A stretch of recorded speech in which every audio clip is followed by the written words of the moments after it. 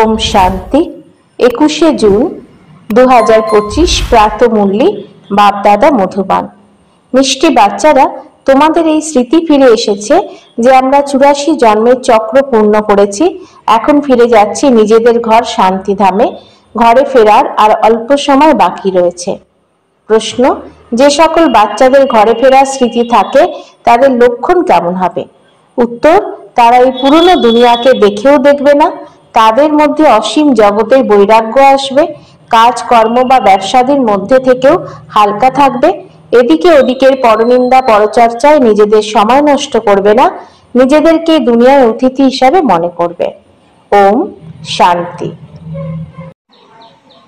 কেবলমাত্র তোমরা অর্থাৎ সঙ্গম যুগীয় ব্রাহ্মণ বাচ্চারাই জানো যে আমরা এখন অতি অল্প সময়ের জন্য এই পুরনো দুনিয়ার অতিথি। তোমাদের সত্যিকারের ঘর হলো শান্তিধাম। একেই মানুষ অত্যন্ত স্মরণ করে, তাতে মনে শান্তি প্রাপ্ত হয়। কিন্তু মন কি, শান্তি কি, এসব আমরা কোথা থেকে পাবো কিছুই বোঝে না। তোমরা জানো এখন ঘরে ফিরে যাওয়ার জন্য অল্প সময় বাকি রয়েছে। সমগ্র দুনিয়ার মানুষ নম্বরের ক্রমানুসারে সেখানে যাবে। ওটা হলো শান্তিধাম, এটা দুঃখধাম। একে স্মরণ করা সহজ, তাই না? কেউ বৃদ্ধ হোক বা যুবক, একে তো স্মরণ করতেই পারো। এতে সৃষ্টির সমগ্র জ্ঞানই চলে আসে, সবকিছু ডিটেলে বুদ্ধিতে চলে আসে। এখন তোমরা সঙ্গম যুগে বসে রয়েছো, একথা বুদ্ধিতে রয়েছে। ড্রামা প্ল্যান অনুসারে আমরা এখন শান্তিধামে যাচ্ছি। একথা বুদ্ধিতে থাকলে তোমাদের খুশি বজায় থাকবে, স্মৃতি থাকবে। আমরা নিজেদের 84 জন্মের স্মৃতি ফিরে এসেছে। এই ভক্তি মার্গ হলো আলাদা, এ হলো জ্ঞান মার্গের কথা। বাবা বোঝাচ্ছেন, মিষ্টি বাচ্চারা এখন নিজেদের ঘর স্মরণে আসে। কত কিছু শুনতে থাকো, এত অজস্র কথা শুনেছ। একমাত্র এই যে এখন আমরা যাব শান্তিধাম, পুনরায় সুখধামে আসব। বাবা এসেছেন পবিত্র দুনিয়ায় নিয়ে যেতে। সুখধামে আত্মারা সুখ এবং শান্তিতে থাকে। শান্তিধামে শুধুই শান্তি? এখানে তো খুবই গন্ডগোল। এখানে মধুবন থেকে তোমরা যখন নিজেদের ঘরে যাবে তখন বুদ্ধি পরনিন্দা পরচর্চা নিজেদের কাজ কর্মাদির দিকে চলে যাবে। এখানে সেসব ঝঞ্ঝাট নেই। তোমরা জানো আমরা অর্থাৎ আত্মারা হলাম শান্তিধাম নিবাসী। এখানে আমরা পাঠধারী। আর কেউ জানে না যে কিভাবে আমরা পাঠধারী হয়েছি। বাচ্চারা, তোমাদেরকেই বাবা এসে পড়ান। কোটিতে কেউই পড়ে, সকলে তো পড়বে না। তোমরা এখন কত সমঝদার হয়ে গেছো, পূর্বে অবোধ ছিলে। দেখো এখন কত লড়াই ঝগড়াদি হয়, একে কি বলবে? আমরা পরস্পর ভাই ভাই, তারা এই কথা ভুলে গেছে। ভাই ভাইকে কখনো হত্যা করে কি? হ্যাঁ, হত্যা করে, শুধু ঐশ্বর্য প্রাপ্তির জন্য। তোমরা এখন জানো আমরা সকলে এক পিতারই সন্তান, ভাই ভাই। তোমরা প্র্যাকটিক্যালি জানো আমাদের আত্মাদের বাবা এসে পড়ান 5000 বছর পূর্বের মতন আমাদেরই পড়ান, কারণ তিনি জ্ঞানের সাগর, আর কেউ এই পড়া জানে না। বাচ্চারা, একথা তোমরাই জানো বাবাই স্বর্গের রচয়িতা, সৃষ্টির রচয়িতা বলবে না। সৃষ্টি তো অনাদি। স্বর্গের রচয়িতা বলবে ওখানে আর কোনো ভূখণ্ড ছিল না, এখানে অনেক ভূখণ্ড। কোনো এক সময় ছিল, তখন এক ধর্ম ছিল, এক ভূখণ্ড ছিল, পরে অন্যান্য ধর্মে এসেছে। এখন বুদ্ধিতে বসেছে যে অন্যান্য ধর্ম কিভাবে আসে। সর্বপ্রথমে আদি সনাতন দেবী দেবতা ধর্ম আসে।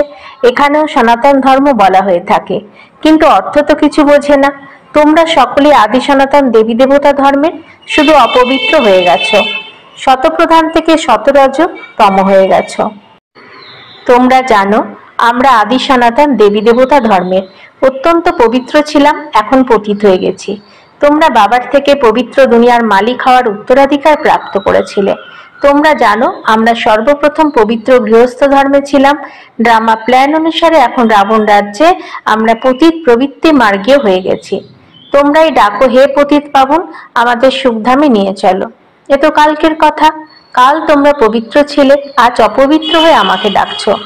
আত্মা অপবিত্র হয়ে গেছে, আত্মাই আহ্বান করে বাবা এসে আমাদের পুনরায় পবিত্র করো।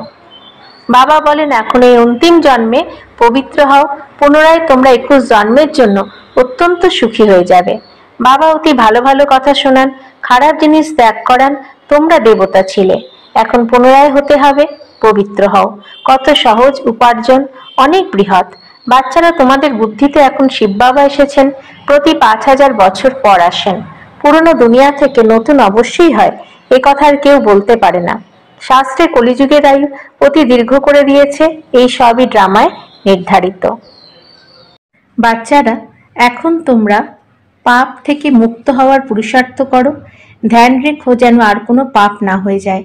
দেহ অভিমানে এলেই পুনরায় আরো বিকার আসে, যার ফলে পাপ হয়। তাই ভূতগুলিকে তাড়িয়ে দিতে হয়। এই দুনিয়ার কোনো বস্তুর প্রতি যেন মোহ না থাকে, এই পুরনো দুনিয়ার প্রতি যেন বৈরাগ্য আসে। অবশ্যই দেখো যে যদিও পুরনো ঘরে রয়েছ, কিন্তু বুদ্ধি নতুন ঘরের দিকেই নিবদ্ধ রয়েছে। যখন নতুন ঘরে যাবে তখন নতুনকেই দেখবে। যতক্ষণ না পর্যন্ত পুরনো ঘর শেষ হয়ে যাচ্ছে, ততক্ষণ পর্যন্ত দৃষ্টি দ্বারা পুরনোকে দেখেও স্মরণ নতুনকেই করতে হবে। এমন কোনো কর্ম করা উচিত নয় যাতে পরে অনুতাপ করতে হয়। আজ অমুককে দুঃখ দিয়েছি, এই পাপ কর্ম করেছি। বাবার কাছে জিজ্ঞাসা করতে পারো যে বাবা, এটা কি পাপ? অনুতাপ কেন করবে? জিজ্ঞাসা না করলে অনুতাপ করতে থাকবে। বাবাকে জিজ্ঞাসা করলে বাবা তৎক্ষণাৎ তা হালকা করে দেবে। তোমরা অনেক ভারী হয়ে গেছো, পাপের বোঝা অনেক ভারী হয়। পুনরায় 21 জন্ম পাপ থেকে হালকা হয়ে যাবে।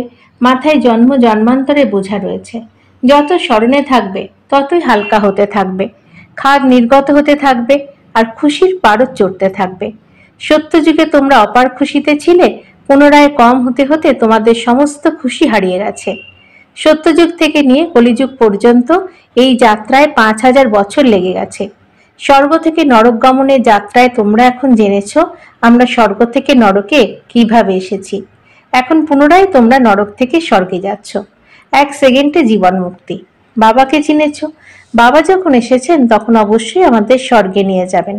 বাচ্চার জন্ম হয়েছে আর উত্তরাধিকারের মালিক হয়ে গেছে। বাবার হয়ে গেলে তো আবার নেশা চড়ে যাওয়া উচিত। নেশা নেমে যাওয়া কি উচিত? তোমরা তো বড়, তাই না? অসীম জগতের পিতার সন্তান হয়েছ, তাই অসীম জগতের রাজধানীর ওপর তোমাদের অধিকার রয়েছে। তাই গায়ন রয়েছে, অতীন্দ্রিয় সুখের কথা জানতে হলে গোপী বল্লভের গোপ গোপিনীদের জিজ্ঞাসা করো। বল্লভ হলেন বাবা। ওনাকে জিজ্ঞাসা করো। পুরুষার্থের নম্বরের ক্রমানুসারে খুশির পারদ চড়তে থাকবে। কেউ তো অতি শীঘ্র নিজের সম করে দেবে। বাচ্চাদের কাজই এই, সবকিছু ভুলিয়ে নিজেদের রাজধানীকে স্মরণ করানো। তোমরা স্বর্গের মালিক ছিলে, এখন কলিযুগ, পুরনো দুনিয়া পুনরায় নতুন দুনিয়া হবে। বাচ্চারা, এখন তোমাদের বুদ্ধিতে রয়েছে যে প্রতি 5000 বছর পর বাবা ভারতেই আসেন, ওনার জয়ন্তী পালন করা হয়। তোমরা জানো যে বাবা এসে আমাদের রাজধানী স্থাপন করে দিয়ে যান, পুনরায় স্মরণ করার প্রয়োজন পড়ে না। পুনরায় ভক্তি যখন শুরু হয় তখন স্মরণ করে। আত্মা সুখ শান্তি অনুভব করেছে, তবেই তো বাবাকে স্মরণ করে বলে, বাবা পুনরায় এসে আমাদের শান্তিধাম সুখধামে নিয়ে চলো। বাচ্চারা, এখন তোমরা জানো তিনি আমাদের পিতা ও শিক্ষক ও সদ্গুরুও। সৃষ্টির আদি মধ্য অন্তের চক্র 84 জন্মের জ্ঞান তোমাদের বুদ্ধিতে রয়েছে। অগণিতবার 84 জন্ম নিয়েছ এবং নিতে থাকবে। এর অন্ত কখনো হয় না। তোমাদের বুদ্ধিতেই চক্র রয়েছে। প্রতি মুহূর্তে সদর্শন চক্র স্মরণে আসা উচিত। এই হলো মনমনা ভব। যত বাবাকে স্মরণ করবে ততই পাপ ভস্মীভূত হবে। তোমরা যখন কর্মাতীত অবস্থার সমীপে পৌঁছে যাবে তখন তোমাদের দ্বারা কোনো বিকর্ম হবে না। এখন অল্প স্বল্প বিকর্ম হয়ে যায়। সম্পূর্ণ কর্মাতীত অবস্থা এখন হয়েছে কি না হয়নি। এই বাবাও তোমাদের মতন স্টুডেন্ট, পড়ায় শিব বাবা। যদিও এনার মধ্যে প্রবেশ করেন তথাপি ইনিও স্টুডেন্ট। এ হলো নতুন নতুন কথা। এখন শুধু তোমরা বাবাকে আর সৃষ্টির চক্রকে স্মরণ করো। ওটা হলো ভক্তি মার্গ, এটা হলো জ্ঞান মার্গ। রাত দিনের পার্থক্য। ওখানে কত কাসর ঘণ্টাটি বাজানো হয়, এখানে শুধু স্মরণে থাকতে হয়। আত্মা তো অমর, অকাল তক্ত। এমন নয় যে অকাল মূর্তি কেবল বাবাই হন, তোমরাও অকাল মূর্তি। অকাল মূর্তি আত্মার এটি হলো ভ্রুকুটি সিংহাসন। অবশ্যই, তবে ভ্রুকুটিতেই বসবে। পেটে কি বসবে? না, তা বসবে না। এখন তোমরা জানো যে আমরা অর্থাৎ অকাল মূর্তি আত্মার আসন কোথায়। এই ভ্রুকুটির মধ্যভাগে আমাদের আসন রয়েছে। অমৃতসরে অকাল তক্ত রয়েছে, তাই না? অর্থ কিছুই বুঝতে পারে না। মহিমা কীর্তনও করা হয়। অকাল মূর্তি, ওনার অকাল সিংহাসন কোথায় কেউ জানে না। এখন তোমরা জেনেছ যে আসন তো এটাই, যেখানে বসে শোনান। তাহলে আত্মা অবিনাশী, শরীর বিনাশী। আত্মার এ হলো অকাল সিংহাসন, সর্বদাই অকাল সিংহাসনই থাকে। এ কথা তোমরাই জানো। তারা তো আবার আসন তৈরি করে তার নাম রেখে দিয়েছে। বাস্তবে অকাল আত্মা তো এখানে বসে রয়েছে। তোমাদের বুদ্ধিতে এর অর্থ জানা রয়েছে এক ওঙ্কার। এর অর্থ তোমরা বোঝো। মানুষ মন্দিরে গিয়ে বলে অচ্যুতম কেশবম, অর্থ কিছুই নেই, এমনি এমনি স্তুতি করতে থাকে। অচ্যুতম কেশবম রাম ও নারায়ণম। এখন রাম কোথায়, নারায়ণ কোথায়? বাবা বলেন ওসব হলো ভক্তি মার্গ। জ্ঞান তো অতি সাধারণ। কোনো কথা জিজ্ঞাসা করবার পূর্বে বাবা এবং উত্তরাধিকারকে স্মরণ করো। কিন্তু সেই পরিশ্রম কারোর দ্বারা হয় না, ভুলে যায়। একটি নাটকও আছে, মায়া এমন করে তো ভগবান এমন করেন। তোমরা বাবাকে স্মরণ করো আর মায়া তোমাদের আরো ঝড়ের সম্মুখীন করে দেয়। মায়ার আদেশ অতি শক্তিশালী হয়ে লড়ো। তোমরা সকলে এখন লড়াইয়ের ময়দানে রয়েছে। তোমরা জানো এখানে কোন কোন প্রকারের যোদ্ধা রয়েছে। কেউ অতি দুর্বল আর কেউ মধ্যম প্রকারের দুর্বল, কেউ অতি তীক্ষ্ণ। সকলেই মায়ার সঙ্গে যুদ্ধ করবে। অতি গোপন যুদ্ধ, যেন আন্ডারগ্রাউন্ড। সায়েন্টিস্টরাও আন্ডারগ্রাউন্ড বোমার ট্রায়াল করে। বাচ্চারা তোমরা এও জানো ওরা নিজেদের মৃত্যুর জন্যই সবকিছু করছে। তোমরা সম্পূর্ণ শান্তিতে বসে রয়েছ। ওদের হলো সায়েন্সের শক্তি, প্রাকৃতিক বিপর্যয় অনেক হচ্ছে, একে কেউ বশ করতে পারে না। এখন কৃত্রিম বৃষ্টিপাতের জন্য চেষ্টা করছে। কৃত্রিম বৃষ্টি হলে শাকসবজি অধিক মাত্রায় হবে। বাচ্চারা তোমরা তো জানো যতই বৃষ্টিপাত হোক তথাপি প্রাকৃতিক বিপর্যয় অবশ্যই হবে। মুষলধারে বৃষ্টিপাত হবে, তখন কি করবে? একে বলা হয় প্রাকৃতিক বিপর্যয়। সত্যযুগে এমন হয় না। এখানে যা হয় পুনরায় তা বিনাশেই সহায়তা করে। তোমাদের বুদ্ধিতে এ কথা রয়েছে যে আমরা যখন সত্যযুগে থাকব তখন যমুনার উপকণ্ঠে আমাদের সোনার মহল থাকবে। আমরা অতি অল্প সংখ্যকই ওখানে থাকব। প্রতি কল্পে এমন হয়ে থাকে। প্রথমে অল্প হয়, পরে বৃক্ষ বৃদ্ধি পায়। ওখানে কোনো নোংরা বস্তু থাকে না। এখানে তো দেখো পাখিও নোংরা করতে থাকে। ওখানে নোংরার কোনো কথা নেই। একে বলা হয় স্বর্গ। এখন তোমরা জানো আমরা দেবতা হই, তাহলে অন্তরে কত খুশি থাকা উচিত। বাবা বলেন বাচ্চারা তোমরা মায়েরূপী জিনের থেকে সুরক্ষিত থাকার জন্য আধ্যাত্মিক কার্যে ব্যস্ত হয়ে যাও, মনমনা ভব। ব্যাস এতেই জিন হয়ে যাও। জিনের উদাহরণ দেওয়া হয়, যদি বলে কিছু কাজ দাও তাহলে বাবাও কাজ দেন, না হলে মায়া গ্রাস করে নেবে। সম্পূর্ণরূপে বাবার সহায়তাকারী হতে হবে। বাবা একলা তো আর বিশ্ব পরিবর্তন করবে না। বাবা তো রাজত্বও করেন না, সেবাও তোমরাই করো, রাজত্বও তোমাদেরই জন্য। বাবাও বলেন আমি এই মগধ দেশে আসি, মায়া হলো কুমির, কত মহারথীদের ছিনিয়ে নিয়ে গ্রাস করে নিয়েছে। এইসব হলো শত্রু। যেমন সাপ হলো ব্যাঙের শত্রু, তোমরা জানো, তেমনি তোমাদের শত্রু হলো মায়া। আচ্ছা, মিষ্টি মিষ্টি হারানিধি বাচ্চাদের প্রতি মাতা পিতা বাপদাদার স্মরণে স্নেহ সুমন আর সুপ্রভাত।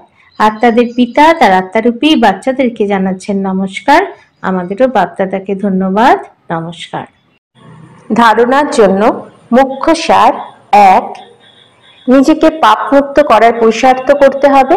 কখনো দেহ অভিমানে আসবে না। এই দুনিয়ার কোনো বস্তুর প্রতি মোহ রাখবে না। 2. মায়ারূপী জিনের থেকে সুরক্ষিত থাকার জন্য বুদ্ধিকে আধ্যাত্মিক কার্যে ব্যস্ত রাখতে হবে। সম্পূর্ণরূপে বাবার সহায়তাকারী হতে হবে। বরদান: সর্ব খাজানাগুলিকে সময় অনুসারে ইউজ করে নিরন্তর খুশির অনুভবী খুশনসিব আত্মা ভব। বাপদাদার দ্বারা ব্রাহ্মণ জন্ম হতেই সারাদিনের জন্য অনেক শ্রেষ্ঠ খুশির খাজানা প্রাপ্ত হয়। এই জন্য তোমাদের নাম শুনেই এখনো পর্যন্ত অনেক ভক্ত অল্প সময়ের জন্য খুশিতে ভরপুর হয়ে যায়।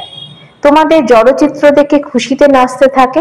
এইরকম তোমরা সবাই হলে সৌভাগ্যবান। অনেক খাজানা প্রাপ্ত হয়েছে, তোমরা কেবল সময় অনুসারে ইউজ করো। চাবিকে সদা সামনে রাখো, অর্থাৎ সদা স্মৃতিতে রাখো, আর স্মৃতিকে স্বরূপে নিয়ে এসো, তাহলে নিরন্তর খুশির অনুভব হতে থাকবে। স্লোগান: বাবার শ্রেষ্ঠ আশার দ্বীপ প্রজ্বলনকারী হলো কুলদীপক। অব্যক্ত ইশারা: আত্মিক স্থিতিতে থাকার অভ্যাস করো, অন্তর্মুখী হও। আত্মিক স্থিতিতে থেকে বাহির্মুখিতাকে ছেড়ে দাও, তাহলে পরিশ্রম করা থেকে মুক্ত হয়ে যাবে আর অনুভবের সাগরে সমাহিত হয়ে যাবে। একটা দুটো অনুভব নয়, অগণিত অনুভব হবে। একটা দুটো অনুভব করে অনুভবের পুকুরে স্নান করো না। সাগরের সন্তান অনুভবের সাগরে সমাহিত হয়ে যাও। ওম শান্তি।